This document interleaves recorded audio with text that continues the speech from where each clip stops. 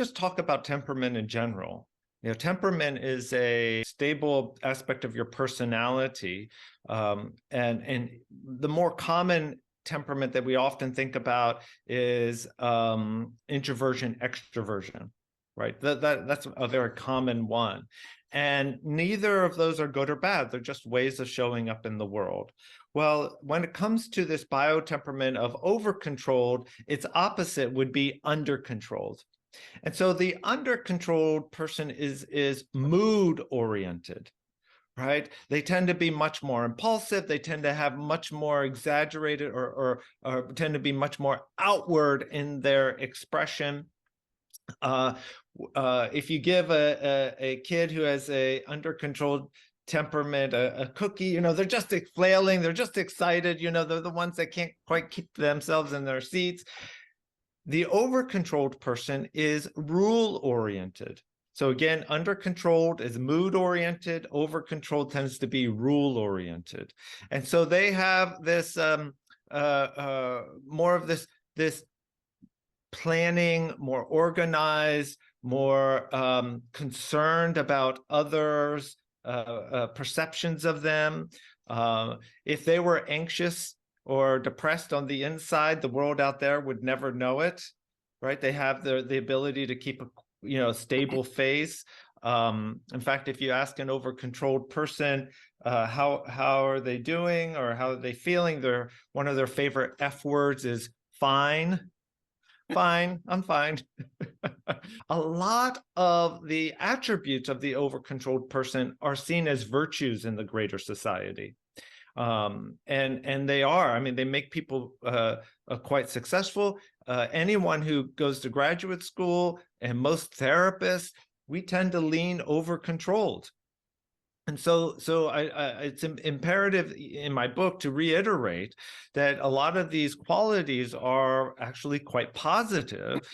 As with most things, you can have too much of a good thing, and too much self-control, which is another way of saying over-control, it can be problematic. And I find that if it becomes problematic, it typically becomes problematic in people's sexual and intimate relationships. So just to kind of go through the four major deficits of the over-controlled person. The first one is low receptivity and openness. So that tendency to want to say no to a novel situation first. That's the impulse, is to be no, or not being open to disconfirming feedback. Right. And sometimes that can translate into a tendency towards defensiveness, or avoiding unplanned risks. If your partner says, hey, there's this work event that, a party that they said is tonight, do you want to go? And the person be like, no, because, they hadn't planned for it. So they may not be open to those kind of novel situations.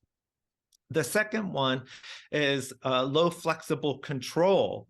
So this is the impulsive need for structure, for order.